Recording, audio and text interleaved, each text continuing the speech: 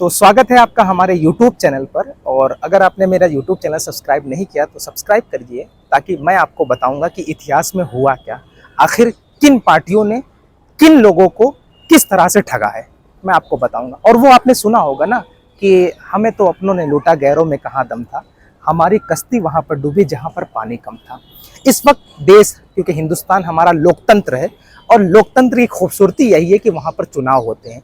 हमारा मुल्क हिंदुस्तान इस वक्त चुनाव के दौर से गुजर रहा है। 2 चरणों के चुनाव संपन्न हो चुके हैं शांतिपूर्वक, और कल तीसरे चरण का भी चुनाव संपन्न हो जाएगा। उम्मीद है कि अगर आपके जिले में, आपके प्रदेश में, आपके राज्य में एक चुनाव है तो कोशिश कीजिए बढ़ चढ़ के इस मुल्क के, हिंदुस्तान की खूबसूरती को और बढ़ाने के लिए, देश के लोकतंत्र को और मजबूत करने के लिए आप ज़्यादा से ज़्यादा घर से निकलिए और इस लोकतंत्र के महापर्व में ज़्यादा से ज़्यादा हिस्सा लेकर के अपने मुताबिक सरकार चुनिए। लेकिन बात तो सरकार की है। सरकार 10 साल से केंद्र में भाजपा की है और विपक्ष इस वक्त केंद्र सरकार पर हमलावर है। विपक्ष ये कह रहा है, अरे विपक्ष क्या कह दे, या यूं कह दीजिए कि इस वक्त एक गठबंधन तैयार कर दिया गया। उस गठबंधन का नाम था इंडिया गठबंधन। अच्छा, इंडिया गठबंधन की नींव पता है किस लिए रखी गई? नींव इसलिए नहीं रखी गई, इंडिया गठबंधन की नींव सिर्फ और सिर्फ किसी मुद्दों पर नहीं, बल्कि इस मुद्दों पर रखी गई कि हम भाजपा को हरा देंगे। लेकिन उसी से थोड़ा सा और कट करके निकलते हैं, लेकिन भाजपा को हराएगा कौन? इंडिया गठबंधन कह रहा हम भाजपा को हराएंगे, लेकिन इंडिया गठबंधन के लोग ही भाजपा में शामिल हो रहे हैं। लेकिन सवाल यह है कि भाजपा को हराएगा कौन? तो जवाब आता है कि भाजपा को हराने वाला मुसलमान है। अच्छा, ये आज का जवाब नहीं है, ये आज़ादी से लेकर के अब तक मुसलमानों को किसी मुद्दों पर अगर राजनीति करवाई गई है तो वो इस मुद्दों पर राजनीति करवाई गई है कि मुसलमानों हमें वोट दो वरना भाजपा आ जाएगी। मतलब भाजपा का डर दिखा करके भाजपा को मजबूत करने का काम अगर किसी ने किया तो मैं आपको बताऊंगा आगे किसने किया है। लेकिन आज जो है सिर्फ और सिर्फ मुसलमानों को, खास करके मुसलमानों को, दलितों को इस वक्त जो है वो ये कहा जा रहा है कि हमें वोट दो वरना भाजपा आ जाएगी। लेकिन सवाल इस बात का है, सवाल अभी भी बना हुआ है कि भाजपा को हराएगा कौन और भाजपा को क्यों हराया जाए, और भाजपा आज सत्ता में आई कैसे? आज सवाल यह है कि मुसलमानों, खास करके मैं मुसलमानों से मुखातिब हूँ, क्योंकि मुसलमानों को ही कहा जाता है कि भाजपा हराओ, भाजपा हराओ। आज भी मुसलमानों के पास कोई मुद्दे नहीं है, कोई भी सियासी जमात नहीं जिसको वो मजबूत करके इस चुनाव में आगे बढ़ाए। बस सिर्फ और सिर्फ एक मुद्दा है कि भाजपा को हरा दो। आगे चलते हैं, भाजपा को हराने वाला मुसलमान आखिर भाजपा को कब तक हराएगा? लेकिन भाजपा को लाने वाले कौन थे? भाजपा उभरी कहाँ से? मैं आपको बताऊं कि जितना भी किसी पार्टी का विरोध करोगे आप ना, उतना ही वो मजबूत होगी। एक एग्जाम्पल देता हूँ, विरोध करना मजबूती की दलील होती है, बात ध्यान रखिएगा। आज से 1400 साल पहले हम मक्के की सरजमीन पे जाएं, सऊदी अरब में इस्लाम की सबसे ज्यादा अगर मुखालफत कहीं पर हुई थी तो वो मक्के के अंदर हुई थी, और आज अल्हम्दुलिल्लाह मक्के के अंदर सबसे ज्यादा इस्लाम नजर आ रहा है। इसी तरीके करबला में इस्लाम की मुखालफत सबसे ज्यादा हुई थी और आज अल्हम्दुलिल्लाह करबला में भी इस्लाम नजर आ रहा है। तो मेरे कहने का मतलब ये है कि मुखालफत जहां पर होगी वो मजबूत हो जाएगा।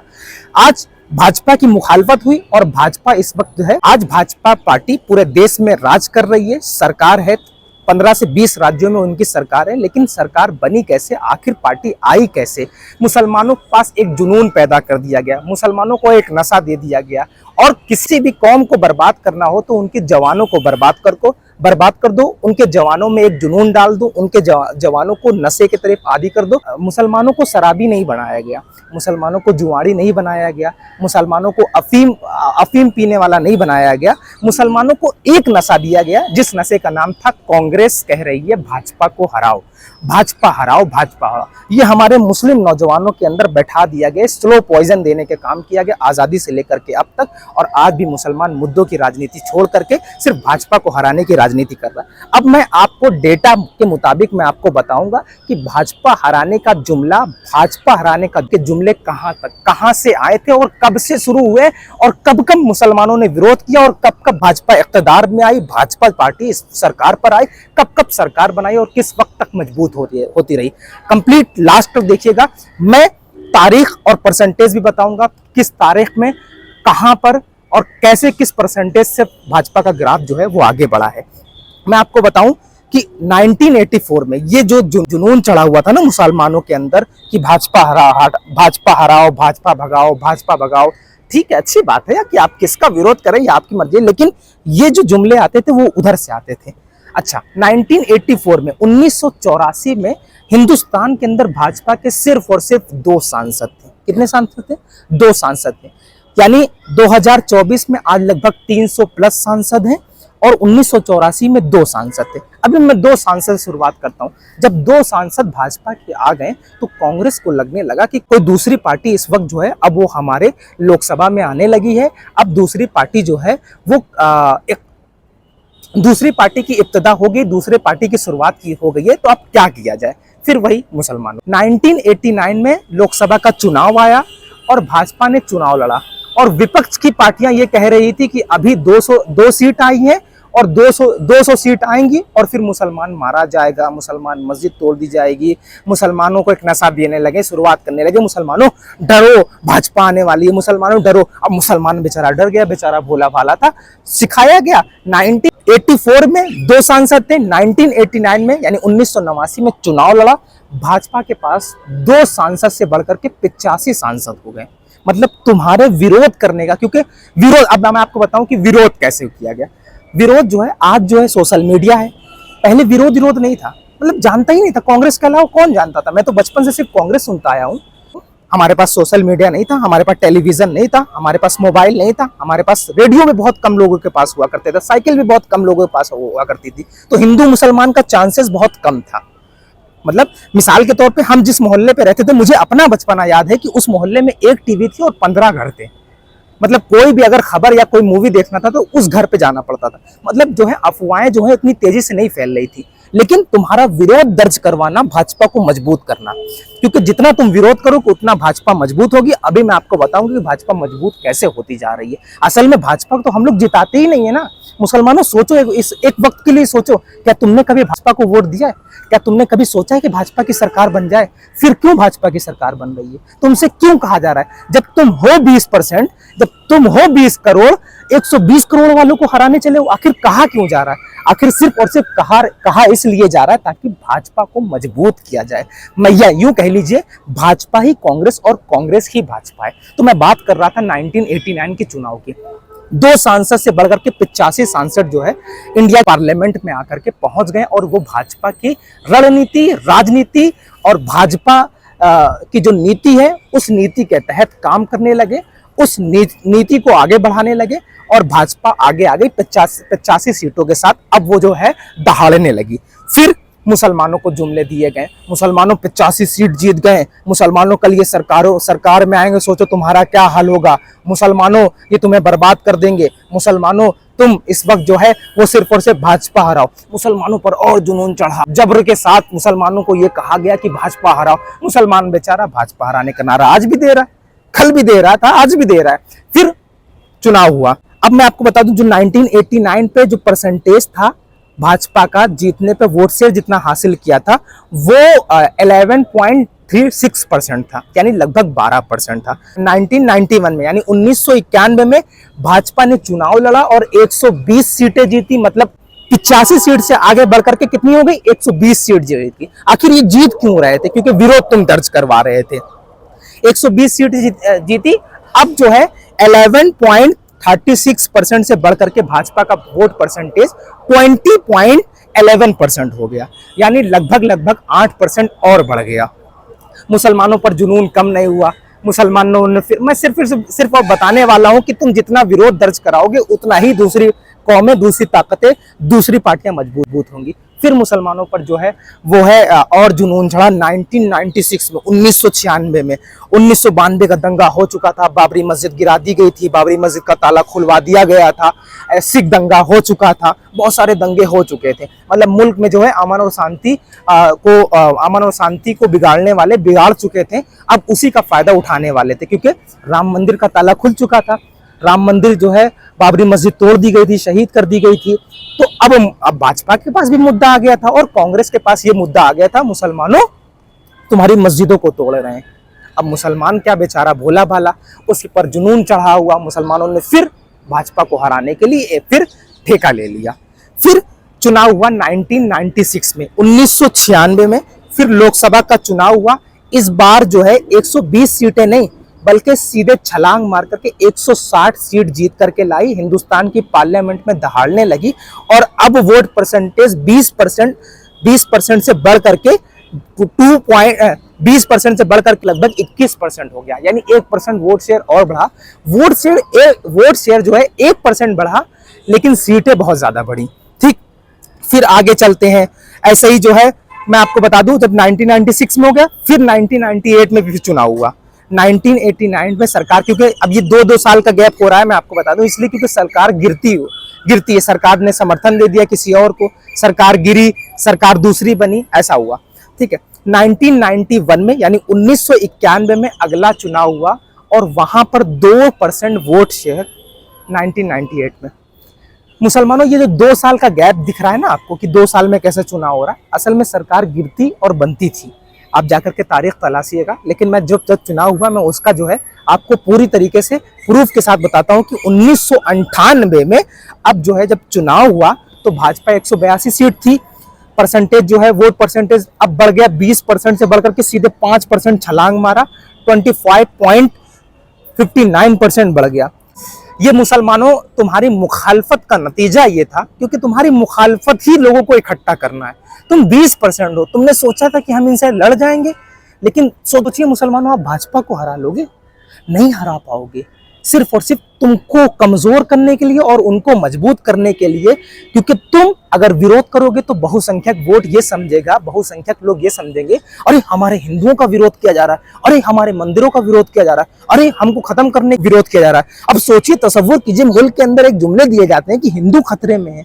कहां से हिंदू खतरे में है मेरा भाई? प्रधानमंत्री आपका, गवर्नर आपके, राष्ट्रपति आपके, शासन प्रशासन आपका, राष्ट्रपति आपका, प्रशासन तमाम राज्यों में सरकारें आपकी, फिर हिंदू कैसे खतरे में हो सकता है? सोचिए, हिंदू कैसे खतरे पे हो सकता है? लेकिन मुसलमानों को बताया गया कि तुम भाजपा हराओ, तुम जो है तुम्हारे ये दुश्मन है, तुमने अपना दुश्मन माना। असल में मैं ये नहीं कह रहा हूं कि भाजपा के पक्ष में वोट देना, तुम्हें विरोध करना है, खूब विरोध करो। विरोध की सबसे बड़ी ताकत यह है कि हमारे देश में लोकतंत्र है, हमारे देश में चुनाव होता है, बटन दबाना है, बैलेट पेपर से विरोध करना है, हमें वोट करके वोट की चोट मारनी थी। फिर मुसलमानों ने आखिर ये क्यों? आखिर आज भाजपा इख्तिदार में आई, आज मुसलमानों के जवानों की जवानियां बर्बाद हो रही है, मुसलमानों के बच्चों के मुस्तकबिल से खेला जा रहा है। महंगाई जो है इस वक्त जो उरूज पर है, आज शिक्षा पर हमले किए जा रहे हैं, स्वास्थ्य पर हमले किए जा रहे हैं। और मैं आपको बता दूं, इस वक्त मैं भाजपा का पक्षकार होकर के नहीं बोल रहा हूं, जो भाजपा पार्टी ये कहती थी कि बहुत हुई महंगाई की बार, अब की बार भाजपा सरकार उसी महंगाई का नाम लेकर के, महंगाई का गाना गा करके उत्तर प्रदेश या तमाम देशों में बहुमत का आंकड़ा पार किया और प्रदेश और देश के अंदर सरकार बनाई। और 10 साल से शासन में जो महंगाई का रोना रो कर करके सरकार बनाई थी, उन लोगों ने भी महंगाई आसमान तक पहुंचा दी। कभी कफन पर जीएसटी नहीं लगा हुआ था, कफन पर जीएसटी लगा दिया गया। मौलाना, जो सबका साथ सबका विकास सबके विश्वास की बात करती है, मौलाना अबुल कलाम आजाद साहब की स्कॉलरशिप उनके नाम से चलती थी, मुसलमानों को वो खत्म कर दी गई। तो मैं ये नहीं कह रहा हूँ भाजपा तुम्हारी ही तैसी है, लेकिन तुम्हारा विरोध करना, भाजपा को मजबूत करना है। बात कर रहा हूँ 1998 की, जो चुनाव हुआ था, जहां पर 182 सीट भाजपा लेकर के आई थी, वहां पर वोट परसेंटेज तो कम हुआ था, 2% वोट शेयर भाजपा का कम हुआ था, लेकिन 182 सीट जीत करके वो हिंदुस्तान की पार्लियामेंट में पहुंच गई थी। मुसलमानों, थोड़े वक्त के लिए सोचिएगा, मुसलमानों ने थोड़े वक्त के लिए सोचा, यार भाजपा को हम कब तक हराते रहेंगे, भाजपा, अरे छोड़ो यार, हमसे कुछ नहीं होने वाला, हम भाजपा को नहीं हराएंगे, और भाजपा को हराने से क्या होगा। मुसलमान थोड़ा सा जो है, या यूं कह लीजिए कि ठंडाएं, मुसलमानों के अंदर जो खून गर्म जो खौल रहा था, वो थोड़ी देर मौजे मारना रुक गया। अब मुसलमानों के जवानों को ये समझ में आए, नहीं भैया, हम सिर्फ कांग्रेस को वोट देंगे, चिल्लाने से क्या होगा। जब मुसलमानों ने विरोध करना कम किया तो 2004 में और 2004 में वोट परसेंटेज घटा और 2009 में सत्ता से बाहर भी हो गए, सत्ता से बेदखल कर दिया गया। मतलब ये मुसलमानों, तुमने भाजपा का विरोध कम किया, भाजपा का विरोध जो है वो खुले तौर पे नहीं किया, बल्कि आपने वोट की चोट मारी और भाजपा जो है वो सत्ता से बेदखल हो गई। जमकर सांप्रदायिक ध्रुवीकरण कराया गया। मुसलमानों, तुम्हारा जुनून जब कम हुआ तो भाजपा कम हो गई। मुसलमानों, फिर यही जुनून अब लगा अब कांग्रेस को लगा कि हमारे राजनीति खतरे पे है। हमें लगता है कि हम कब तक कांग्रेस जो है भाजपा को मजबूत करती रहेगी, हमारी कुर्सी ना खतरे पे आ जाए। मुसलमानों के पास एक लहर चली हुई, मुसलमानों के खिलाफ एक लहर चलाई गई और 2024 में एक लहर सी आई, एक आंधी सी आई, एक तूफान सा आया। आपने बचपनों में तूफान तो देखा होगा, अब तो तूफान बहुत कम आते। एक तूफान आया, किसके लिए? मुसलमानों।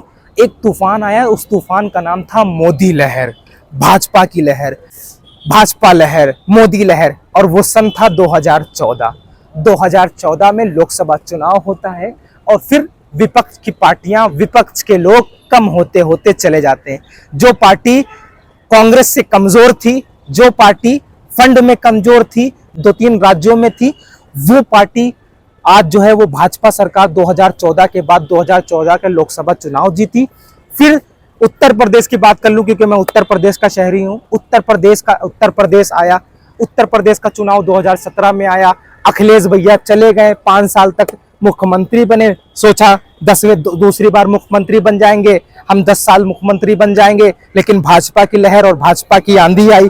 मुसलमानों ने जो है, तो मोबाइल आ चुका था, इंटरनेट आम हो चुका था, सोशल मीडिया आम हो चुका था, मुसलमानों ने विरोध करना शुरू किया। हिंदू बहुसंख्यक ये समझ गए कि हमारे लोग वो नहीं बल्कि हमारे ये लोग हैं, क्योंकि आज नफरत की राजनीति की जा रही है, आज धर्म की राजनीति की जा रही है, आज सियासत जो है वो सिर्फ और सिर्फ धर्म में चल रही है। तो धर्म की अफीम पिलाई गई हमारे हिंदुओं भाइयों को और उन्हें लगने लगा कि हिंदुस्तान का मुसलमान हमारा दुश्मन है और हिंदुस्तान का कोई अगर हितैषी है, हिंदुओं का कोई अगर कल्याण करने वाला है तो वो भाजपा सरकार है। तुम्हारा विरोध दर्ज कराने का सबूत ये मिला कि भाजपा सरकार इख्तियार में आ गई। असल में मैं आपको बता दूं, 17 हारे अखिलेश यादव, 14 हारे राहुल भैया, 19 में बुआ और बबुआ मिलकर के उत्तर प्रदेश में चुनाव लड़े, वो हारे। 22 में विधानसभा चुनाव लड़े, वो हारे। और 24 में इंडिया गठबंधन बनाया गया, जिसका नाम था, सारे विपक्ष पार्टियां जो है मिलकर के नाम रखा उन्होंने इंडिया गठबंधन, मिलकर के एक गठबंधन बनाया। गठबंधन को उरूज और ताकत देने की कोशिश की जा रही थी, लेकिन एक तरफ धक्के मारे जा रहे थे, मतलब एक जा रहे थे कि भैया इंडिया गठबंधन को ताकत दी जाए, इधर पीछे से धक्के मारे जा रहे थे और आगे से लोग निकल करके भाजपा में शामिल हो रहे थे। अब जब यहां से धक्के फोर्स किया जा रहा था, अखिलेश भैया को हम भाजपा को हरा देंगे, राहुल भैया भाजपा को हरा देंगे, ममता दीदी भाजपा को हरा देंगे, लालू यादव, तेजस्वी यादव साहब जो भाजपा को हरा देंगे, उनकी पार्टी के लोग निकल करके भाजपा में शामिल हो जाते हैं। जब एक फोर्स लगाया जा रहा था, जब एक धक्का दिया जा रहा था कि भाजपा हम हरा लेंगे, उसी धक्के में उन्हीं के नेता भाजपा में शामिल होते गए और तमाम खबरें आपके सामने है। कई जगहों पर निर्विरोध भाजपा जीत गई है और कई जगहों पर जो है वो कांग्रेस के लोग नामांकन वापस ले चुके हैं। कई जगह कांग्रेस के बड़े बड़े नेता जो हैं वो भाजपा में शामिल हो गए हैं। यहाँ तक कि एक डाटा के मुताबिक लगभग 9 मुख्यमंत्री जो भाजपा में शामिल हो चुके हैं। मुसलमानों, तुम भाजपा को कैसे हरा पाओगे? मुसलमानों, तुम भाजपा को कैसे हरा पाओगे? सोचिएगा और जवाब जरूर दीजिएगा कि आखिर क्यों इंडिया गठबंधन तैयार हुआ। असम के बहुत ताकतवर नेता AIUDF के अध्यक्ष जनाब बदरुद्दीन अजमल साहब को गठबंधन में शामिल नहीं किया गया। तसव्वुर कीजिएगा, जिस पार्टी का कोई भी सांसद मौजूद ना हो, RJD बिहार के अंदर, उसको गठबंधन में शामिल कर दिया गया। 3% साहनी उनको गठबंधन में शामिल करके 3 सीटें दे दी गई। लेकिन बदरुद्दीन अजमल साहब इतने बड़े नेता होने के बाद भी उनको गठबंधन से दूर रखा गया। असदुद्दीन ओवैसी पार्लियामेंट के अंदर दहाड़ने वाले मुसलमानों की क़यादत, मुसलमानों क्या, दलितों, वंचितों, शोषितों की आवाज उठाने वाले, आवाज बनने वालों को, और इतनी बड़ी पार्टी, इतनी मजबूत पार्टी, सबसे ज्यादा मुस्लिम्स अगर किसी के साथ जुड़े हैं तो वो ऑल इंडिया मजलिस इत्तेहादुल मुस्लिमीन के साथ जुड़े हुए, उनको गठबंधन में नहीं शामिल किया। आखिर वजह क्या रही? क्या मुसलमानों को छोड़ करके भाजपा को हराया जा सकता है? और हाँ, आपको लगता है कि मुसलमानों को छोड़ करके भाजपा को हराया जा सकता है, तो कोई बात नहीं, मुसलमानों को भी समझना चाहिए कि मुसलमानों, तुम्हारी पार्टी मौजूद है। अगर ये लोग जानते हैं कि मुसलमानों को छोड़ करके भाजपा को हराया जा सकता है तो इन लोगों को जाने दीजिए, बल्कि अपनी पार्टियों को मजबूत कीजिए। इस वक्त जो है मुसलमानों की क़यादत, मुसलमानों की ताकत जो है वो ऑल इंडिया मजलिस इत्तेहादुल मुस्लिमीन बन रही है और वो आप उसका मुजाहरा पार्लियामेंट में देख सकते हैं। उम्मीद है कि आप मेरी बातों को समझ गए होंगे और जो उम्मीद है कि आप मेरी बातों को समझ गए होंगे। ज़्यादा से ज़्यादा वीडियो शेयर कीजिएगा ताकि ये समझ में आ जाए कि मुसलमानों का इतना खुल के विरोध करना मजबूत किसको कर रहा है और आखिर मुसलमानों के खिलाफ जो एजेंडा और प्रोपेगेंडा बनाया गया था वो किसने बनाया था, और भाजपा पार्टी क्यों चुनाव लड़ रही है, इंडिया गठबंधन तैयार हुआ तो मुसलमानों को क्यों शामिल नहीं किया गया। सवालों के जवाब कमेंट में जरूर दीजिएगा और ज़्यादा से ज़्यादा वीडियो को शेयर कीजिएगा।